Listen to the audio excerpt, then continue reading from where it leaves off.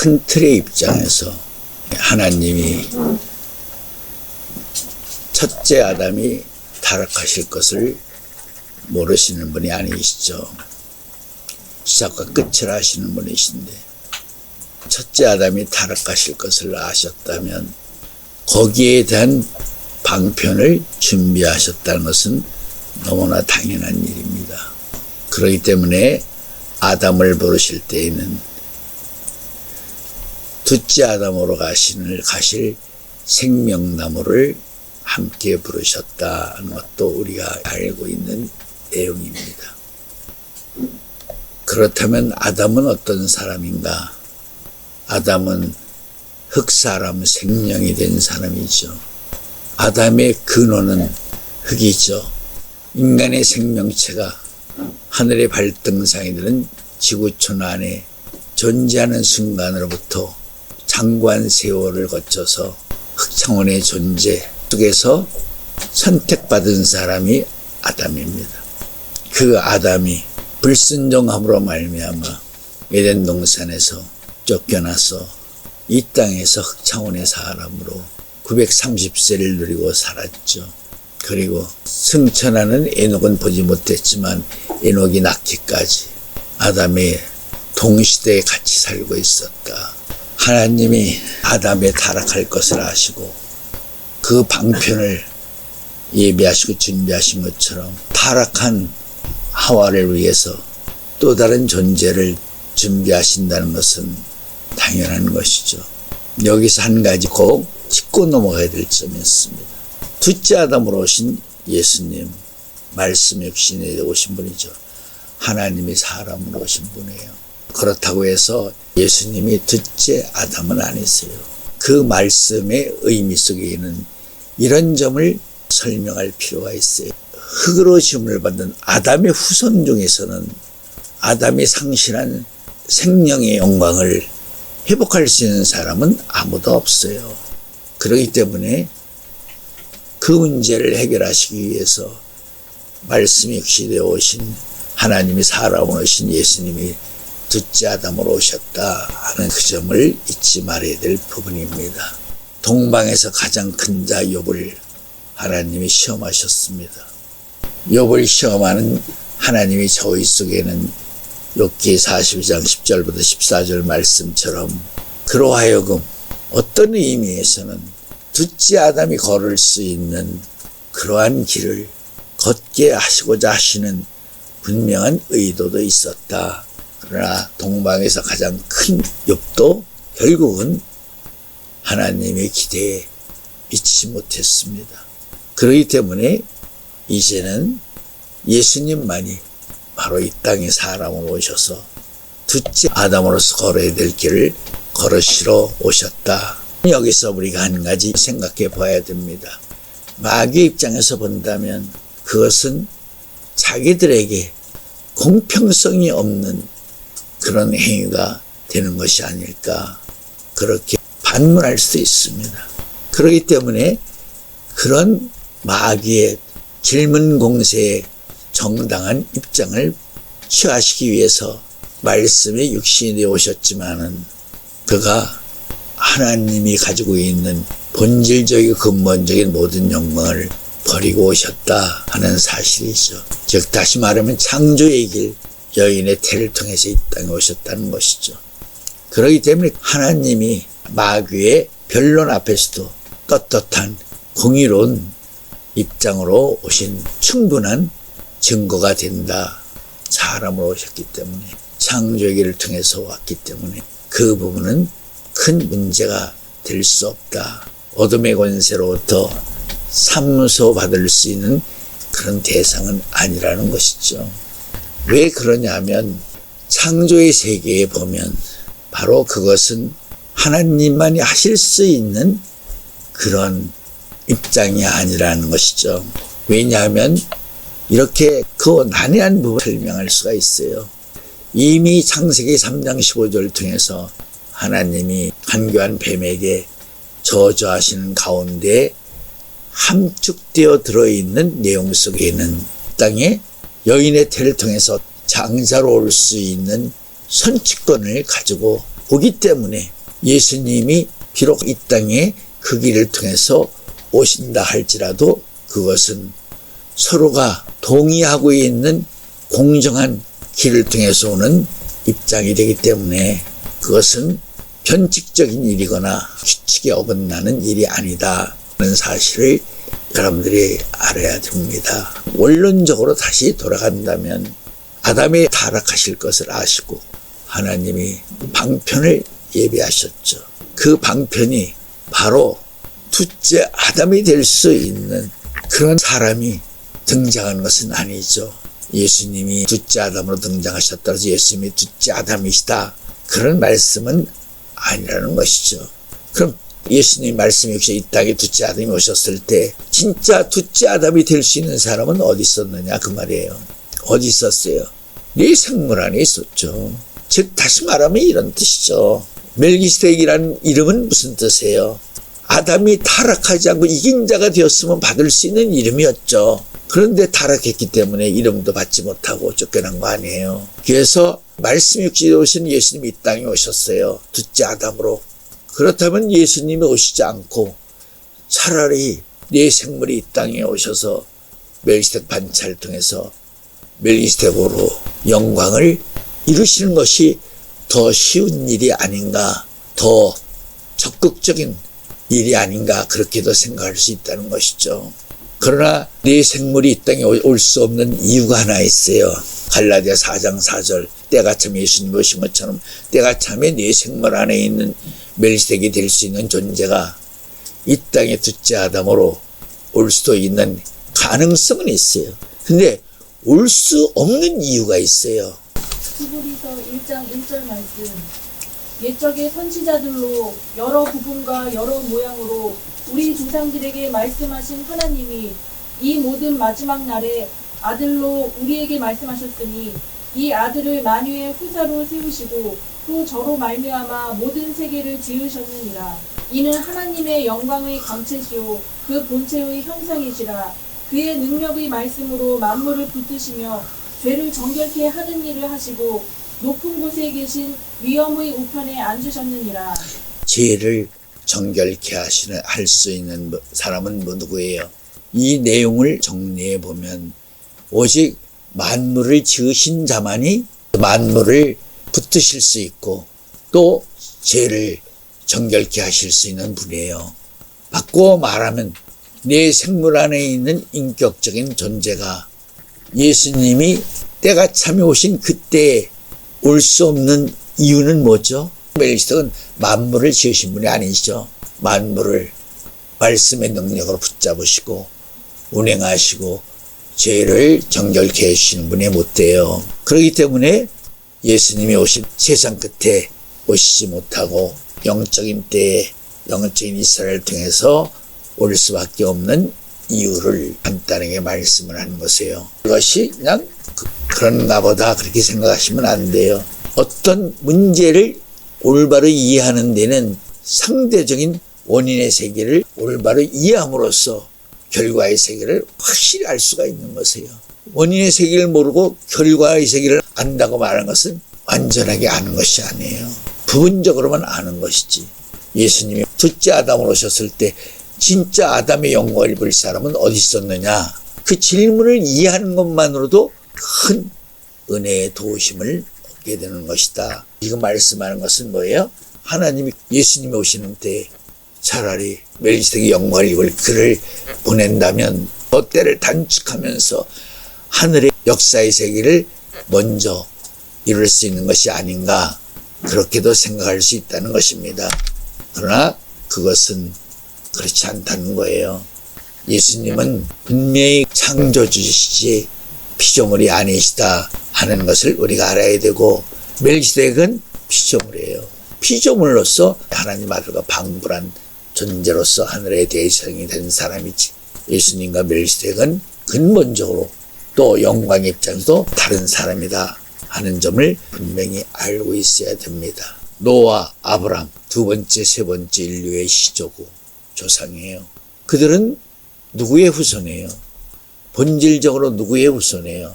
아담 10대 후 노아, 노아 10대 후 아브람, 10대, 10대가 연결되는 노아, 아브라함은 다 누구의 후손들이에요? 아담의 후손들이에요. 그럼 아담의 후손이라는 말은 뭐예요? 어떤 사람들이에요? 하늘의 발등상이들은 지구촌에 인류라는 생명체가 미개한 원시로부터 시작해서 장관 세월을 통해서 공동적인 삶을 살 수 있는 그러한 인간들이 되었을 때 그 중에서 아담이 최초로 선택된 사람이에요. 아담의 후손이라는 말은 뭐예요? 노아도 그 흐름 속에서 등장한 후손이라는 소리예요. 아브라함도 그런 후손이에요. 그런데 4대인 요셉이 7대인 모세가 히브리 7장 4절 어떻게 더 높은 사람인 걸 생각해보라고 한 말씀처럼 그들이 후손이면서 더 큰 영광을 가진 이유가 뭐라 그랬어요? 뭐가 다르기 때문에? 소속이 다르기 때문에. 소속이 다르다는 말은 본질 근본이 다르다는 것이죠. 그들은 한마디로 아담의 후손이 아니에요.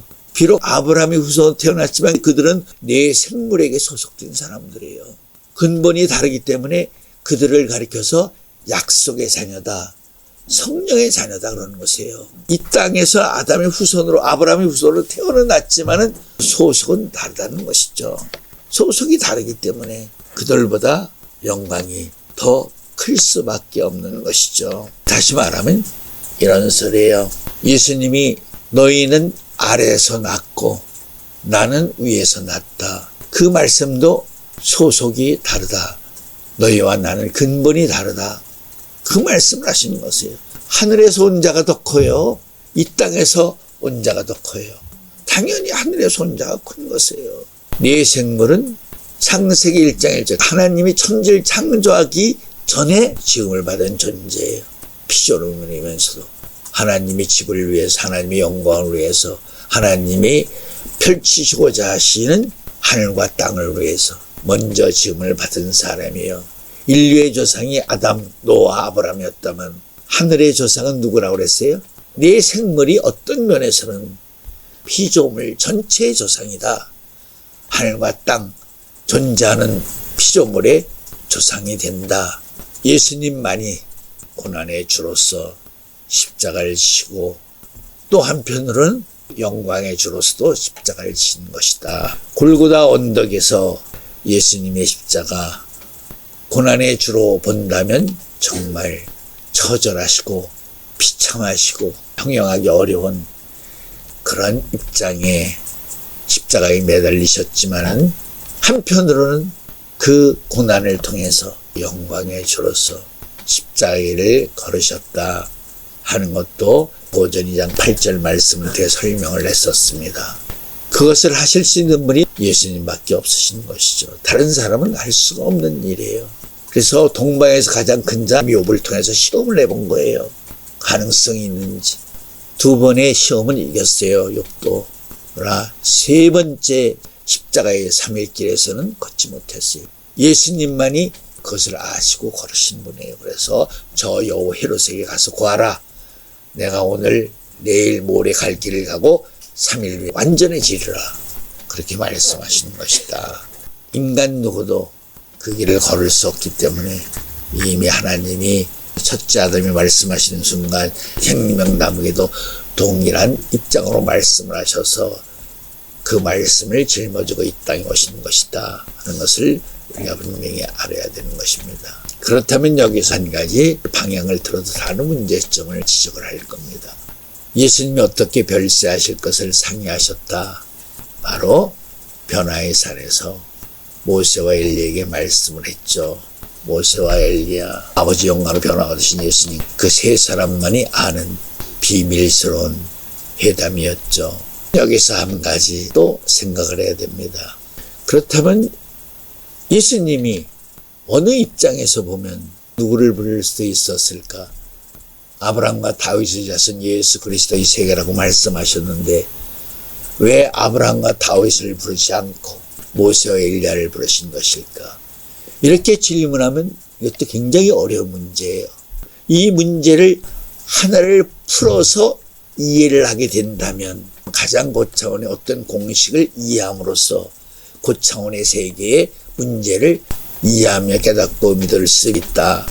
그렇기 때문에 이런 문제를 하나 풀어내는 것이 정말 우리에게 큰 은혜가 되는 것이다. 마태 1장 1절에 아브라함과 다윗의 자손 예수 그리스도의 세계라. 예수 그리스도의 세계는 아브라함과 다윗이 중추적인 존재라는 것이죠.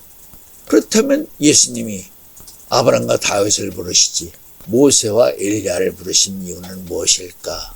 아브라함과 다윗은 어떤 존재예요? 분명히 천국에는 누가 주인으로 있어요? 아브라함이 주인으로 있죠. 아브라함과 이삭과 야곱과 천국에 앉으려니와 열매맺는 백성들이 그들과 함께 앉으리라. 아브라함과 야곱이 천국의 중심적인 주인공들로 성경은 말씀하고 있어요. 그러나 그들이 산자로서 그곳에 간 것은 누구의 공로로 갔어요? 그들이 언제 천국에 갔다는 거예요? 예수님이 부활하실 때 물로 세례를 받고 죽은 영혼들은 베드로전서 1장 9절 말씀처럼 영혼 구원, 생명의 부활로 구원받았지만 의인들도 의인으로서 영혼 구원은 받았다. 부활은 다 언제 이루어져? 마지막 때 이루어지는 거지. 생명의 부활도 의인의 부활도 심판의 부활로 심판받는 자들도 이 땅에서 육신을 다 입는 것이다. 다윗도 마찬가지. 영육간의 부활에서 간 사람이 아니죠. 그러나 모세와 엘리야만은 완전 부활과 변화의 몸으로 올라간 사람이에요. 다시 말하면 그들이 본질적으로 아담의 후손들에게 적용되는 윤리와 규례를 벗어나서 또 다른 특별한 입장으로 하늘로 올라갔다는 그 의미 속에는 첫째, 그들이 소속이 다르기 때문에. 그럼 그들의 소속은 어떤 소속이었죠? 스가랴 3장에 뭐 예표의 사람들이 나오지. 내 생물에 소속되어 있는 그들은 본질적으로 죄와 상관이 없는 사람들이었다는 것이지. 아담의 후손은 죄에게 종속되어 있는 사람들이에요. 누구를 막론하고 태어나는 순간부터 원죄 유전체 자범죄를 가지고 태어난 사람들이지만 예수님도 요한복음 2장에 보면 여인의 길을 통해 이 땅에 태어나셨지만은 죄를 모르신 분이다. 죄와는 상관이 없는 분이시다 말씀이 증거가 되어 있어. 마찬가지예요. 모세와 엘리야도 아담의 소속이 아니라 네 생물에게 소속되어 있었기 때문에 그들은 죄와 상관이 없는 대상이 되는 것이다. 죄와 상관이 없는 소속의 입장에서 왔기 때문에 그들이 구속사의 세계에 있어서 주 안에서 예수님이 어떻게 별세하실 것을 상의할 수 있는 핵심적인 대상이라고 말할 수 있다는 것이죠. 아브라함을 부를 수가 있나요, 이 땅에? 다윗을 부를 수가 있어요, 예수님이? 산자라고는 인정하셨지만 그들은 아직 영육간의 몸을 가지고 있지 못해. 영혼의 존재로서 낙원에 머물러 있기 때문에 그들은 부를 대상이 못 돼. 더군다나 아버지 영광으로 변화받으신 예수님이 부르시는 그 부르심에는 영육간의 산자만이 그 앞에 부름을 입을 수 있고 나타날 수 있는 것이다 하는 것을 알아야 돼요. 그렇기 때문에 아브라함, 다윗은 마태 1장 1절에 아브라함과 다윗의 자손 예수 그리스도의 세계라고 할 망정 예수님이 아버지의 영광으로 변화받으신 아버지의 부르심의 대상은 될 수 없는 것이다. 오직 영육간의 산자가 된 사람은 성경에 누구밖에 없어요? 엘리야, 모세밖에 없는 거예요. 모세는 부활해서 엘리야는 변화의 사람으로 그렇기 때문에 모세와 엘리야만을 부를 수밖에 없는 것이었다 하는 것을 알아야 되는 것입니다. 이 점을 이렇게 설명할 필요가 있어요. 땅에 소속되어 있는 사람들, 흑창원에 소속되어 있는 사람들은 첫째, 땅에서 구도의 길을 걸어야 돼요. 땅에서 믿음의 길, 뜻의 길, 영의 길을 걸어야 돼요. 그리고 하늘에 올라가서 또 하늘에서 구도의 길을 걸어야 돼요. 그러나 내 생물에 소속되어 있는 사람들은 어떤 사람들이에요? 이미 하늘의 구도의 도장을 통해서 구도의 길을 걸은 사람들이라고 말할 수 있는 것이죠. 그러니까 본질적으로 근원적으로 또 영광의 차원의 입장에서 봐도 그들은 처음부터 근본적으로 아담에게 소속된 흑차원의 사람들과는 전혀 다른 영광스러운 존재였다라고 말할 수 있는 것이죠. 모세와 엘리야 분명히 구약 때도 이긴 사람이어서 이긴 자였었어요. 이긴 자가 되었기 때문에 부활해서 올라갔고, 물론 예수님의 부활의 영광을 가리지 않게 해서 모세의 부활을 감추긴 했지만 엘리야도 불말과 불새를 타고 올라갔어요. 이런 말씀을 드렸어요. 내 생물은 처음부터 끝까지 내 생물이에요. 구속사의 세계가 끝이 나도 내 생물은 내 생물일 뿐이에요.